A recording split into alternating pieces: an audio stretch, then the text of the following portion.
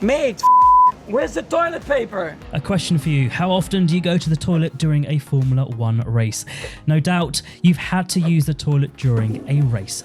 However, it can be difficult because you don't want to miss any of the action. But have you ever stopped to think that this can also happen to the drivers during the race?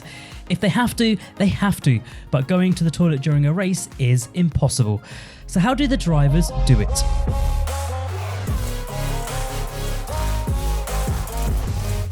On average, the race lasts about 90 minutes, so drivers sometimes have to pee during the race. When you have to pee as a driver, the excitement, the fact that they are racing over the asphalt at an average speed of 200 kilometers per hour, and the fact that they can hit up to 6 G-forces doesn't really help. A full bladder with 6 G-forces. Wow, I don't really want to think about it.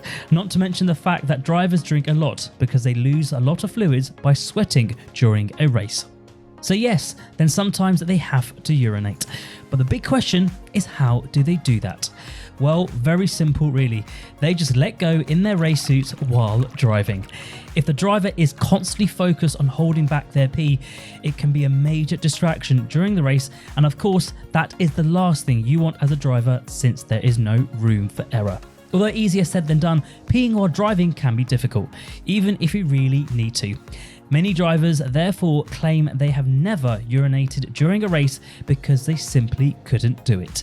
Lewis Hamilton heard this from the Mercedes mechanics, and Michael Schumacher frequently peed in his race suit.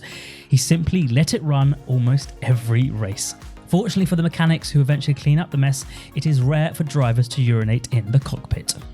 Before the race starts, most drivers always take a pee since they drink a lot before and during the race.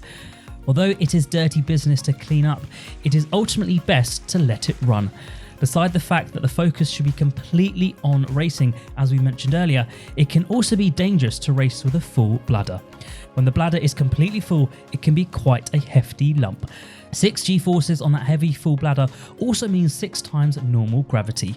In this case, a full bladder can cause danger to the driver's organs. So, from a safety point of view, it is always best to just pee in the cockpit. Not to mention a crash where sometimes 50 G-forces are achieved. Then the bladder might even snap when full. And now you may be thinking, maybe a diaper could work.